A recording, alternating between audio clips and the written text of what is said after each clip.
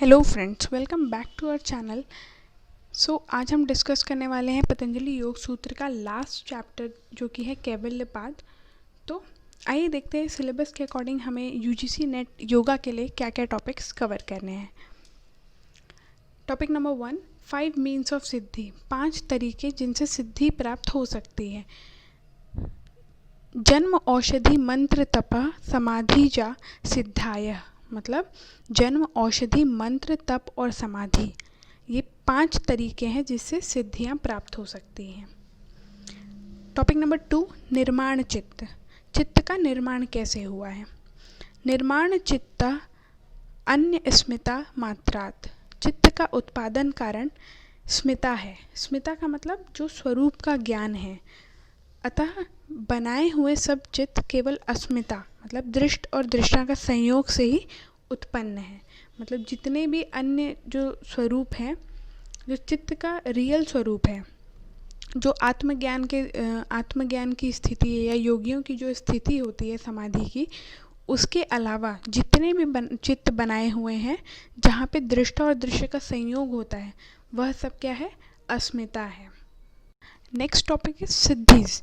तो पतंजलि योग सूत्र में सिद्धियाँ क्या क्या कौन कौन सी बताई गई हैं, तो ये देखते हैं। तथा प्रातिप श्रवण वेदना स्पर्श स्वादा वार्ता जायन्ते, मतलब ये जो 6 सिद्धियाँ हैं कौन कौन सी, प्रातिप, श्रावण, वेदन, आदर्श, आस्वाद और वार्ता। तो ये जो 6 सिद्धियाँ हैं वो समाधि में विघ्न हैं, परंतु ये जो सिद्धियाँ हैं उनको साधक के या व्युत्थान अवस्था में सिद्धियाँ कहा गया है। तो ये सिद्धि का मीनिंग जान लेते हैं। और ये जो सिद्धियाँ हैं इनको आपको सीक्वेंस से याद रखना है, क्योंकि यूजीसी नेट योगा के पेपर में बहुत ज़्यादा सीक्वेंसिंग, मैच द फॉलोइंग्स आ रहे हैं, तो हो सकता है ये क्वेश्चन के फॉर्म में आ जाए। तो प्रातिप का मतलब होता है भूत भविष्य वर्तमान दूर छुपी वस्तुओं का ज्ञान होना। श्रावण का मतलब दिव्य शब्द सुनने की शक्ति। वेदन का मतलब दिव्य स्पर्श महसूस करने की शक्ति। आदर्श का मतलब दिव्य दर्शन करने की शक्ति। आस्वाद का मतलब दिव्य रस को टेस्ट करने की शक्ति। और वार्ता का मतलब दिव्य गंध को महसूस करने की शक्तियाँ आ जाती है। तो ये 6 सिद्धियाँ बताई हैं। इसके अलावा जो है वो 8 सिद्धियाँ और बताई गई हैं। वह कौन कौन सी हैं, आइए देख लेते हैं। ततो अणिमा आदि प्रादुर्भावा काय संपत तद्रानाभिघातश्च, मतलब 5 तत्वों पर जय प्राप्त करने पर अणिमा आदि 8 सिद्धियाँ काय संपत की प्राप्ति भूतों के धर्मों से बाधा नहीं होने देती है। मतलब ये अणिमा आदि 8 सिद्धियाँ हैं, ये कब होती है, जब 5 तत्वों पर जय मिलती है, तब ये 8 सिद्धियाँ काय संपत और भूत के जो धर्म हैं उनमें बाधा नहीं होने देती। जैसे कि अगर जल तत्व है तो वो योगी जो है उसको जल कभी गला नहीं सकता, अग्नि कभी जला नहीं सकती। इस टाइप की जो बाधाएं हैं वो कभी योगियों को नहीं आती है।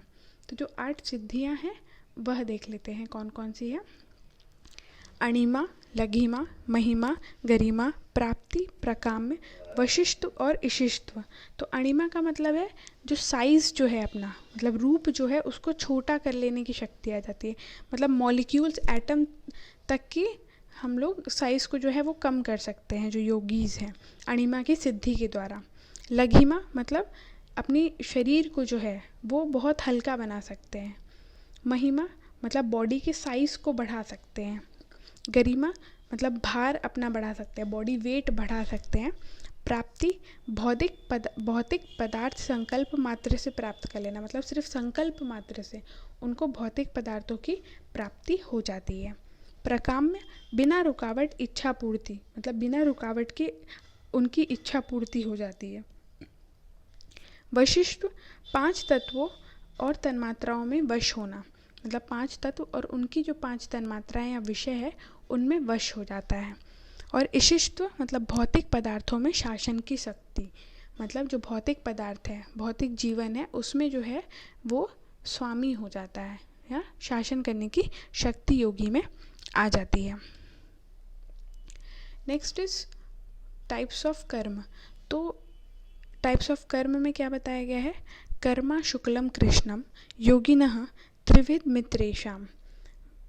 मतलब 4 तरह के कर्मों की यहाँ पे बात की गई है। कर्म शुक्ल कृष्ण और शुक्ल कृष्ण, मतलब शुक्ल का मतलब है गुड कर्म या फिर अच्छे कर्म, कृष्ण का मतलब है बैड डीड्स यानी कि बुरे कर्म, शुक्ल कृष्ण मतलब मिले हुए से कर्म जो कि अच्छे भी हैं और बुरे भी, अच्छे बुरे दोनों मिले हुए हैं। इसके अलावा जो चौथा कर्म है वो है अशुक्ल अकृष्ण, तो ना वो बुरा है ना वो अच्छा है। तो यह एक बार क्वेश्चन आया था 2019 यूजीसी नेट के पेपर में कि योगी के कर्म कैसे होते हैं। तो ये 4 ऑप्शन दिए हुए थे। तो योगी के जो कर्म होते हैं वो अशुक्ल और अकृष्ण होते हैं। Next topic is concept of वासना। तथस्थ द्विपाकानु गुणानाम वाभिव्यक्ति वासनानाम। 3 प्रकार के कर्मों से उनके फल भोग रूप अनुकूल वासनाओं की उत्पत्ति और अभिव्यक्ति होती है।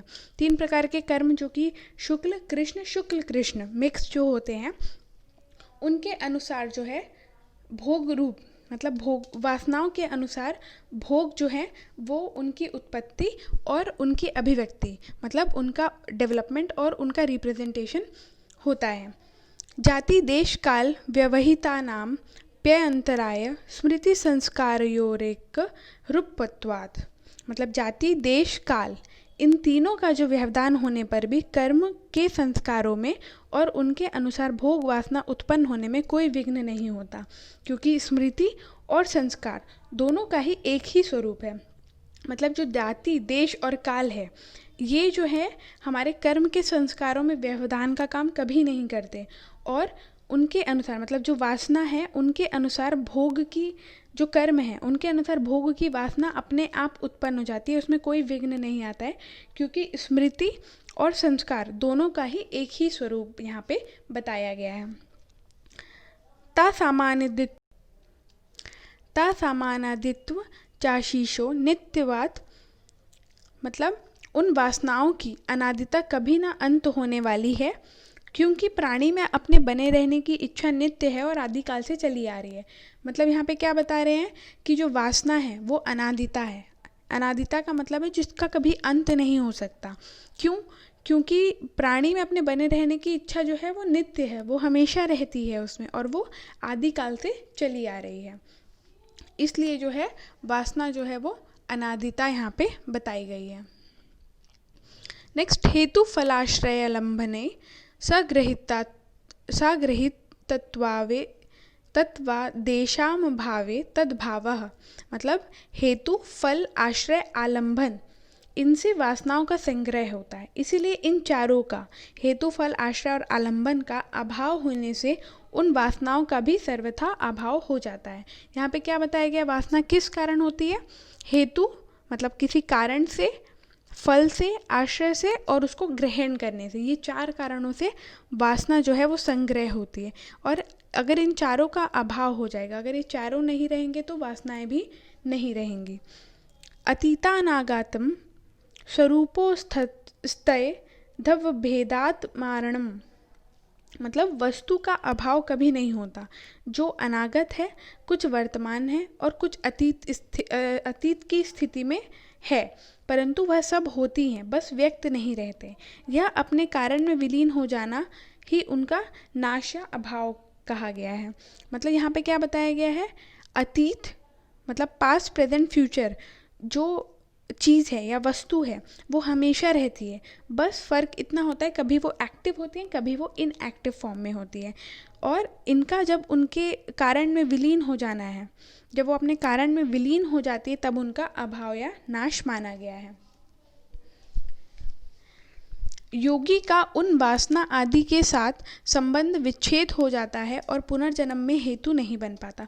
और जब ये वासना से संबंध छूट जाएगा योगी का, तो पुनर्जन्म में कोई पुनर्जन्म होने का कारण योगी के पास बचा नहीं रहता है, इसलिए उसका पुनर्जन्म नहीं होता है। धर्म मेघ समाधि, 6th टॉपिक। प्रसंख्या ने अप्य कुसीदस्य सर्वथा विवेक ख्याते धर्म मेघ समाधि। मतलब जिस योगी का विवेक ज्ञान की महिमा से भी वैराग्य हो जाता है, उसका विवेक ज्ञान सर्वथा प्रकाशमान रहने के कारण उसको धर्म में एक समाधि प्राप्त हो जाती है। मतलब जब साधना करते करते योगी का जो विवेक ज्ञान है उससे भी वैराग्य हो जाता है, और वो विवेक ज्ञान ऐसा विवेक ज्ञान है जो हमेशा प्रकाशमान रहता है, तो जो योगी है उसको धर्मिक समाधि की प्राप्ति हो जाती है। अब धर्मिक समाधि का फल क्या बताया गया है? ततः क्लेश कर्म निर्वृत्ति। उस धर्मिक समाधि से क्लेश और कर्मों का सर्वथा नाश हो जाता है। जो क्लेश और कर्म है उनका सर्वथा यहाँ पे नाश हो जाता है धर्मिक समाधि के फल स्वरूप। तदा सर्वावरण मलापथ से ज्ञान स्थानन्य ज्ञेमल्पम। मतलब यहाँ पे ज्ञान का स्वरूप बताया है। क्या कैसा हो जाएगा ज्ञान का स्वरूप? उस समय जिस समय धर्मिक समाधि में सभी प्रकार के पर्दे और मल जो हैं वो योगी के चित्त से हट चुके हैं, और ऐसा ज्ञान अनंत हो जाता है। इस कारण ज्ञेय पदार्थ अल्प हो जाते हैं। मतलब जो विवेक ज्ञान है उसका उसके ज्ञान के आवरण जो है सारे हट चुके हैं, और जो ज्ञान है वो अब शुद्ध हो जाता है। जो आत्मा का शुद्ध ज्ञान है वो हमेशा अनंत होता है, तो यहाँ पे उसको अनंत ज्ञान हो जाता है, और जो ज्ञेय पदार्थ है मतलब जानने योग्य चीज़ें हैं वो अब अल्प हो जाती है। अल्प मतलब कम हो जाती हैं, इतना ज्ञान उसका प्रकाशमान हो जाता है।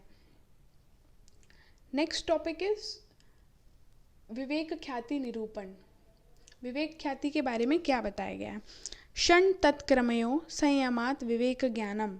मतलब क्षण और उसके क्रम में संयम करने से विवेक ज्ञान उत्पन्न होता है। जाति लक्षण देशो अन्यता अन्वेच्छेदात तुल्ययो ततः प्रतिपत्ति।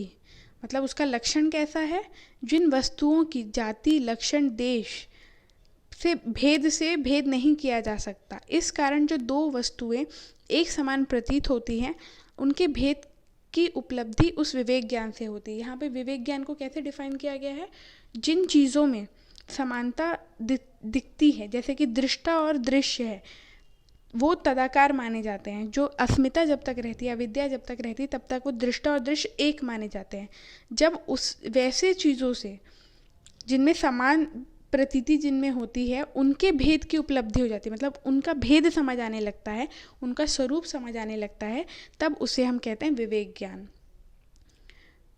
नेक्स्ट, तारकम सर्व विषयम सर्वथा विषय क्रम चेति विवेकजम ज्ञानम। मतलब ज्ञान जो विवेक से उत्पन्न होता है वह सभी वस्तुओं, सभी प्राणियों और सभी समय के ऊपर है। मतलब यह जो विवेक ज्ञान है, जो ज्ञान विवेक से उत्पन्न होता है, वो सभी वस्तुओं, प्राणियों और समय से ऊपर माना गया है। नेक्स्ट इज कैवल्य निर्वाचन। तो कैवल्य निर्वाचन जो है वो कुछ जो श्लोक हैं, एक श्लोक जो है हमारा चैप्टर 3 से लिया गया, यानी कि विभूति पाठ से, बाकी 3 जो है वो हमारा इसी चैप्टर से लिया गया है। तो यहाँ पे क्या बताया गया है? सत्व पुरुषयो शुद्धि साम्य कैवल्यम। मतलब बुद्धि पुरुष की समान शुद्धि जब हो जाती है, बुद्धि और पुरुष की जब समान शुद्धि हो जाती है, तब वह कैवल्य कहलाता है। तदा विवेकिनिम कैवल्य प्राज्ञ भारम चित्तम। उस समय योगी का चित्त विवेक जनित ज्ञान से कैवल्य के अभिमुख हो जाता है। मतलब जब विवेक ज्ञान डेवलप हो जाता है, विवेक ज्ञान आ जाता है योगी के अंदर, तो उसका जो चित्त है वो कैवल्य के अभिमुख, मतलब कैवल्य की ओर चला जाता है। प्रसंख्यान आप्य कुसीदस्य सर्वथा विवेक ख्याते धर्म मेघ समाधि। अब यहाँ पे फिर से धर्म मेघ समाधि की बात कही गई है। तो इसमें क्या कहा गया था कि जिस योगी का विवेक ज्ञान की महिमा से भी वैराग्य हो जाता है, उसका विवेक ज्ञान सर्वथा प्रकाशमान रहने के कारण उसको धर्म मेघ समाधि की प्राप्ति हो जाती है। उसके फलस्वरूप क्या होता है? तथा क्लेश कर्म निवृत्ति। मतलब उसके क्लेश और कर्म हमेशा के लिए खत्म हो जाते हैं, निवृत्त हो जाते हैं। पुरुषार्थ शून्यानाम गुणानाम प्रतिप्रसव कैवल्यम स्वरूप प्रतिष्ठा व चित्त शक्ति रीति। जिस पुरुष के लिए कोई कर्तव्य शेष नहीं रहा, ऐसे गुणों का अपने कारण में विलीन हो जाना कैवल्य है, या दृष्टा का अपने स्वरूप में स्थित या प्रतिष्ठित हो जाना कैवल्य है। ऐसा यहाँ पे बताया गया है। तो गाइस हमने पतंजलि योग सूत्र के 4 पार्ट्स यानी कि चारों चैप्टर जो है वो पूरे कवर कर लिए हैं according to UGC NET yoga के सिलेबस के। तो hope you like this video, do like, share and subscribe our channel. Thanks for watching.